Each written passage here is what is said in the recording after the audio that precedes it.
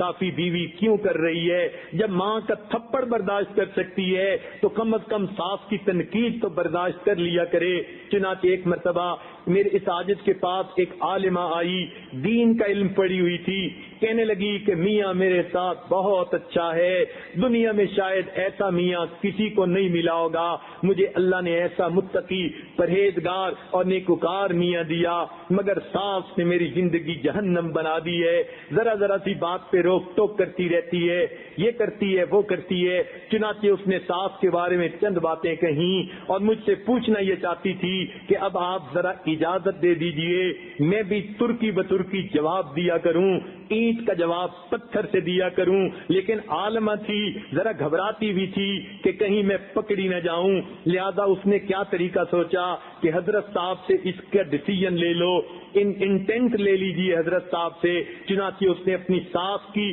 اتنی باتیں بتائیں کہ ذرا ذرا سی بات پہ یہ کرتی ہے وہ کرتی ہے اور مجھے ذہنی طور پہ پرسکون نہیں ہونے دیتی، اور میں نے پڑھانا ہوتا ہے اور مجھے پڑھانے میں دقت ہوتی ہے، اب آپ بتائیں میں کیا کروں؟ میں نے اسے کہا کہ آپ کی ساس کے اندر کتنی باتیں ناپسندیدہ ہیں، کوئی بات پسندیدہ بھی ہے؟ کہنے لگی نہیں مجھے تو کوئی بھی پسندیدہ بات نظر نہیں آتی۔ میں نے کہا کہ تمہاری نظر میں انصاف نہیں، نا انصافی کا تمہارا ذہن ہے، اگر انصاف کی نظر سے دیکھتی تو تمہیں اس کے اندر کوئی نہ کوئی اچھائی نظر آتی۔ وہ پھر کہنے لگی حضرت مجھے تو اس میں کوئی اچھائی نظر نہیں آتی۔ میں نے کہا دیکھو ایک بات بتاؤ، تمہارا خامن جو تمہیں اللہ نے فرشتوں کی صفت جیسا دے دیا یہ تو بات مانتی ہو؟ کہنے لگی ہاں مانتی ہوں۔ میں نے کہا اس خامن کی بیوی تمہیں کس نے بنایا؟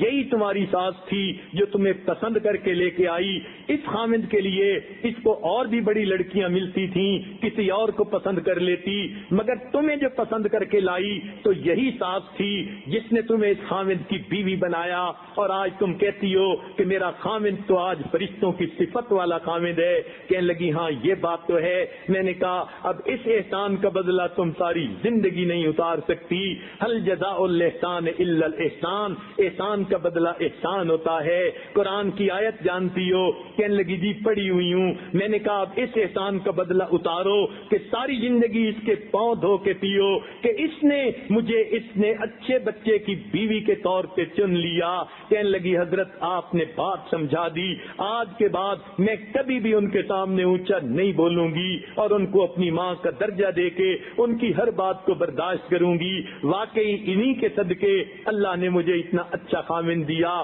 تو جب انسان سمجھتا ہے تو بات جلدی سمجھ میں آ جاتی ہے۔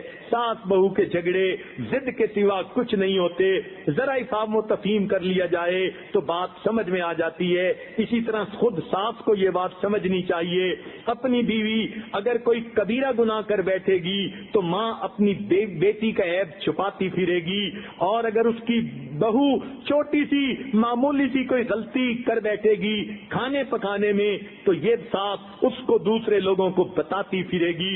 یہ کتنی بڑی ناانصافی ہے، بیٹی نے وہی گناہ کیا ماں چھپاتی پھر رہی ہے، بہو سے غلطی ہوئی ماں لوگوں کو بتاتی پھر رہی ہے، یہ ناانصافی کی باتیں ہیں۔ تو جب بہو اپنی ساس اپنی بہو کو بیٹی سمجھنے لگ جائے گی اور بیٹی اپنی ساس کو اپنی ماں سمجھنے لگ جائے گی، ماں اور بیٹی کے درمیان نفرتیں نہیں ہوا کرتی، محبتیں ہوا کرتی ہیں، تو گھر کی زندگی آج اچھی بن جائے گی۔ اور یہ کام خامد کو کرنا چاہیے کہ بجائے اس کے کہ عورتوں کو ایک دوسرے سے الجھنے کا موقع ملے، درمیان میں پڑھ کے ساس کو اپنی جگہ، امی کو اپنی جگہ سمجھائے، بیوی کو اپنی جگہ سمجھائے۔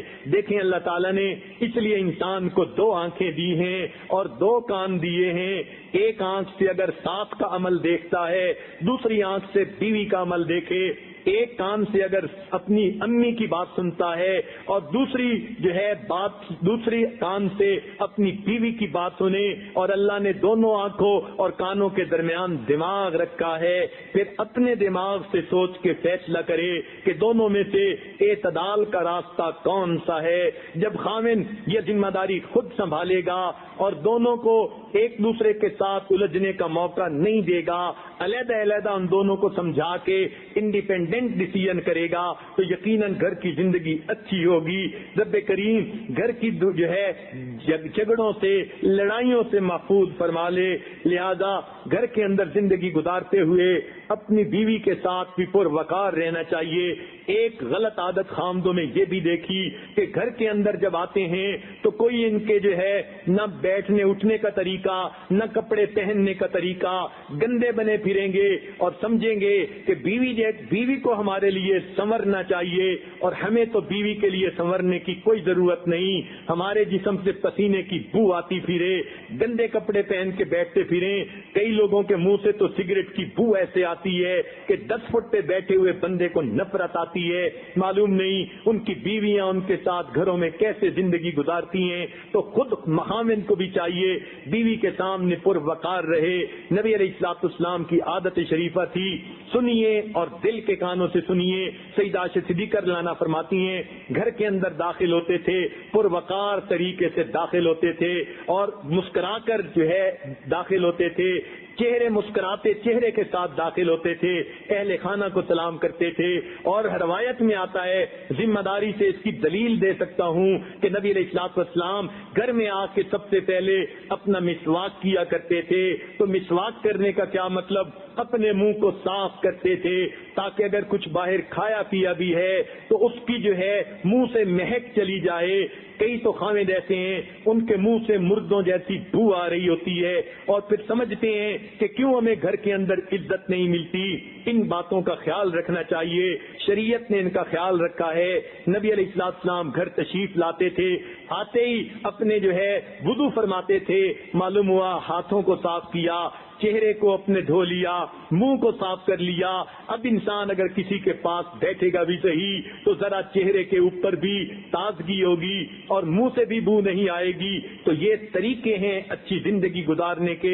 دیکھنے میں چھوٹی چھوٹی باتیں ہیں مگر ان کی وجہ سے طبیعتوں کے اندر نفرتیں آ جاتی ہیں، لہذا اس بات کا بھی خیال رکھیے، بیوی کے سامنے پروقار رہنے کی کوشش کیجیے۔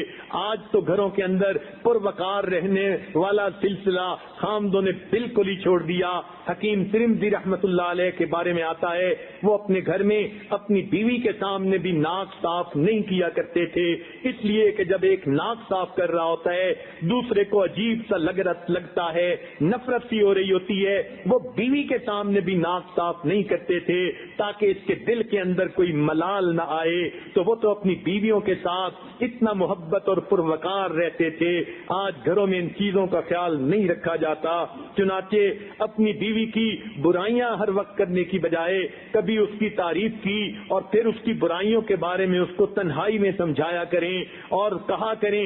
ایک بات میں آپ سے کرنا چاہتا ہوں، آپ ذرا میری بات توجہ سے سننا اور یہ اصول میاں بیوی بنا لیں، جب خامد بول رہا ہو تو بیوی سنے، جب بیوی بول رہی ہو تو خامد سنے، درمیان میں ایک دوسرے کی بات کاٹنا یہ تو جاہلوں کا شیوا ہوتا ہے، یہ تو بے وقوفوں کی نشانی ہوتی ہے اور عام طور پر آج یہی ہوتا ہے۔ خامد نے بات شروع کی، بیوی نے بات کاٹ کے اپنی شروع کی، خامد نے پھر اپنی دلیل دی، چنانچہ ایک دوسرے کی سننے کی بجائے دونوں اپنی اپنی سنا رہے ہوتے ہیں، سن کوئی بھی نہیں رہا ہوتا اور یہی گھروں کی جو ہے وہ بربادیوں کی وجہ بن جاتی ہے۔ جیسے کسی نے ایک عجیب بات کہی تھی کہ جب میری شادی ہوئی شروع میں بولتا تھا میری بیوی سنتی تھی، جب میری شادی ہوئی شروع میں بولتا تھا میری بیوی سنتی تھی، پھر جب اولاد کافی ہو گئی وقت آیا کہ جب بیوی بولتی تھی اور میں سنتا تھا، اور پھر جب ہم دونوں بوڑھے ہو گئے تو ہم دونوں بولتے تھے اور محلے والے سنتے تھے۔ تو بات ایسی بن جاتی ہے کہ کئی مرتبہ میاں بیوی دونوں بول رہے ہوتے ہیں، اولادیں سن رہی ہوتی ہیں، یہ قریب کے پڑوسی سن رہے ہوتے ہیں۔ تو یہ غلطی بھی ہرگز نہیں کرنی چاہیے، تحمل مزاجی سے دوسرے کی بات ناپسندیدہ صحیح سن ضرور لیں، پھر اس کے بعد اپنی بات آگے سے بتا دیں تو آپ کی بات کو پھر سن لیا جائے گا۔ چنانچہ ایک بزرگ جو تھے انہوں نے کسی بنا پر اپنی بیوی کو طلاق دے دی، بہت تنگ تھے، مجبور ہو کے انہوں نے ایسا قدم اٹھا لیا